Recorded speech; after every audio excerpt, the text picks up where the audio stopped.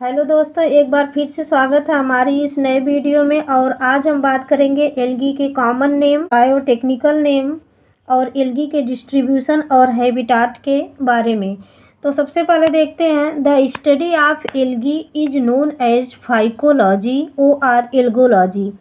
Algae का अध्ययन phycology अथवा एल्गोलॉजी कहलाता है। एल्गोलॉजी का मतलब होता है शैवाल विज्ञान। अब है फादर ऑफ फाइकोलॉजी। फाइकोलॉजी के फादर हैं F.E. फ्रिज। F.E. फ्रिज हैं। और फादर ऑफ इंडियन फाइकोलॉजी, और इंडियन फाइकोलॉजी के फादर M.O.P. एंगर हैं, जो कि a student of F.E. Fritsch. F.E. Fritsch के स्टूडेंट हैं। P.K.D. एक साइंटिस्ट हैं जो pioneer work to suggest that some BGA are capable in fixing atmospheric nitrogen। मतलब कि ये सुझाव देने के लिए काम किए थे कि कुछ ब्लू ग्रीन एल्गी हैं जो वायुमंडलीय नाइट्रोजन को स्थिर करने में सक्षम हैं या योग्य हैं। पायनियर वर्क का मतलब है ऐसा काम जो पहले किसी ने न किया हो या न किया गया हो, जैसे कि नई तकनीकों या तरीकों का इस्तेमाल करना या उनका विकास करना। और एक है R N Singh, associated with work on BGA। R N Singh जो हैं यह भी BGA से जुड़े काम किए थे। अब हम देखेंगे कॉमन नेम और बायोटेक्निकल नेम अथवा बोटेनिकल नेम के बारे में। तो सबसे पहले है वाटर नेट। वाटर नेट हाइड्रोडिक्टियान को कहते हैं, जिसे पानी का जाल कहते हैं। यह जाल की तरह से जुड़ी बड़ी कॉलोनी पाई जाती है और यह लगभग 4 से 6 सेंटीमीटर से लेकर 1 मीटर तक लंबी होती है। और दूसरा है water silk. Water silk spirogyra algae को कहते हैं, जिसका मतलब है जल का रेशम। जैसे कि यह रेशम के धागे की तरह हरे रंग का दिखाई देता है, जो कि जल की ऊपरी सतह पर तैरता रहता है। और तीसरा है pond scum. Pond scum spirogyra को कहते हैं। पॉन्ड स्कम का मतलब होता है तालाब की मैल के रूप में पाया जाता है, क्योंकि यह बड़े भारी तंतुओं की सतह पर तैरते रहते हैं। और फिर अगला है चिल्ड्रेन ऑफ सी। एल्गी को चिल्ड्रेन ऑफ सी भी कहते हैं। और पांचवा है ग्रासेस ऑफ सी। तो ग्रासेस ऑफ सी जो है यह डायटम्स है। डायटम्स जो है कि वैसलेरियोफाइसी का है। और जो डायटम्स है इसे ग्रासेस ऑफ सी कहते हैं, समुद्र की घास कहते हैं। और फिर है अम्बेल प्लांट। अम्बेल प्लांट जो है एसिटेबुलेरिया एल्गी को कहते हैं। अम्बेल प्लांट का मतलब होता है यह पुष्प छत्र की तरह से रहता है। और सातवां है physiologically most important alga. Physiologically most important जो एल्गी है यह क्लोरेला है। उपयोग पोषण और दवा के रूप में किया जाता है। इसके बाद आठवां है स्टोनवर्ट। स्टोनवर्ट जो है कारा को कहा जाता है, क्योंकि यह कैल्शियम कार्बोनेट के डिपोजिशन से ढका रहता है। इसके बाद है फ्रॉग स्पॉन। फ्रॉग स्पॉन का मतलब मेढक के अंडे की तरह से बटरैको स्पर्मम होती है। इसके बाद है single cell protein. Single cell protein को SCP कहते हैं शॉर्टकट में। और यह है क्लोरेला एंड स्पाइरुलिना। और 11वां है केल्प। केल्प जो है कि लेमिनेरिया एल्गी को कहते हैं। और फिर 12वां है आयरिस मास। आयरिस मास जो है कॉन्ड्रस क्रिस्पस को कहते हैं। और फिर 13वां है रॉक वीड।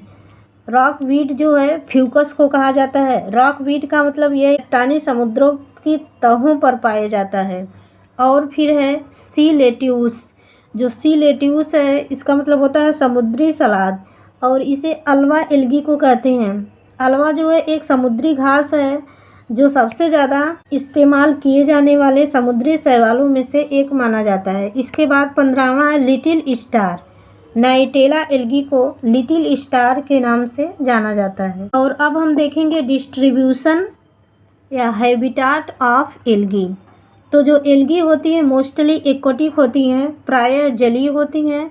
और जल भी 2 प्रकार के होते हैं, एक फ्रेश वाटर और एक मैरीन वाटर। फ्रेश वाटर का मतलब होता है कि जो ताज़े जल में पाए जाते हैं, जैसे कि पहली एल्गी है यूलोथ्रिक्स और दूसरी है स्पाइरोगाइरा, तीसरी है क्लेमाइडोमोनास, और चौथी एल्गी है क्लोरेला, और पांचवी है कारा, छठवीं है राइउलेनेरिया, और सातवीं है साइटोनिमा, फिर आठवीं है बट्रेकोस्पर्मम, और नौवीं है लीमेनिया, और 10वीं है वालवाक्स। इतनी जो एल्गी की एग्जाम्पल है ये फ्रेश वाटर में पाए जाते हैं। और यहाँ कुछ एल्गी हैं जो कि मैरीन वाटर की हैं, जैसे कि पहला है लेमिनेरिया, और दूसरा है डिक्टियोटा, तीसरा सारगासम, चौथा मैक्रोसिस्टिस, और पाँचवा है पोरफायरा, छठवां है जेलिडियम, सातवां ग्रेसिलेरिया, और आठवां अल्वा, और नौवां है एसिटेबुलेरिया। इतनी जो एल्गी हैं ये मैरीन वाटर में पाई जाती हैं। और एक नई पॉइंट है, टेरेस्ट्रियल स्पीसीज ऑफ ऑसिलटोरिया का slippery ground during rainy season. Oscillatoria की एक टेरेस्ट्रियल स्पीसीज है जो slippery ground during rainy season, बरसात के मौसम में ज़मीन को फिसलने जैसा बना देती है। फिर है एसिडिक सॉयल। कुछ एल्गी हैं जो कि एसिडिक सॉइल में पाई जाती हैं, जैसे कि फ्रिचेला जो एल्गी है यह एसिडिक सॉइल में पाई जाती है, डिस्कवर्ड बाय एमओपी एंगर। यह एमओपी एंगर के द्वारा खोजी गई थी। फिर है अल्कलाइन सॉयल। कुछ एल्गी है जो कि अल्कलाइन सॉयल में पाई जाती हैं, जिसमें कि नास्टाक एंड एनाबीना, नास्टाक और एनाबीना। फिर इसके बाद है फर्टाइल सॉयल। फर्टाइल सॉइल में कौन कौन पाई जाती हैं? वाउचेरिया एंड बोट्रीडियम और वाउचेरिया यह फर्टाइल सॉइल में पाई जाती हैं, जो कि सिनोसिटिक होती हैं। सिनोसिटिक का मतलब मल्टी न्यूक्लिएटेड का मतलब इसमें बहुकेंद्रक, कई केंद्रक पाए जाते हैं।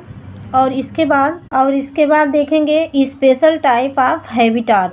तो कुछ स्पेशल टाइप के हैबिटाट हैं, जिसमें कुछ एल्गी हैं जो कि हॉट वाटर स्प्रिंग में पाई जाती हैं। जो हॉट वाटर स्प्रिंग का टेम्परेचर होता है वह 80 डिग्री से भी ऊपर होता है। तो इसमें कौन कौन सी एल्गी पाई जाती हैं? इसमें पहली है फॉर्मिडियम, और दूसरी है साइनोकोकस, और तीसरी है मैस्टिगोक्लेडस। और कुछ एल्गी हैं जो कि क्रायोफाइटिक होती हैं। क्रायोफाइटिक में दो पाई जाती हैं, जिसमें पहला है क्लेमाइडोमोनास निवेलिस, और दूसरा है हिमेटोकोकस निवेलिस, जो कि रेड आइस रेन है, OR रेड स्नो। और तीसरा है ईपीजोइक का मतलब होता है कि यह जंतु के ऊपर पाई जाती है। ईपी का मतलब ऊपर, जोइक का मतलब जू के या जंतु के।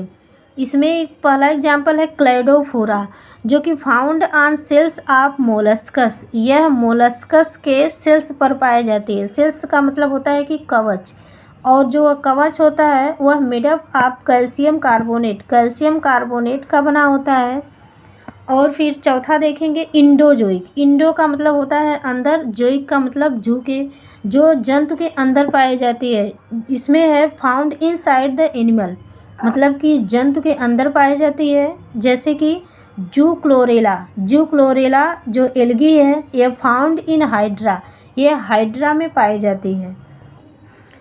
और फिर पांचवा है इंडोफाइटिक। इंडो का मतलब अंदर, फाइटिक का मतलब प्लांट के, found inside the plant, यह प्लांट के अंदर पाई जाती है। इसमें एग्जाम्पल है Anabaena, found in coralloid root of cycas.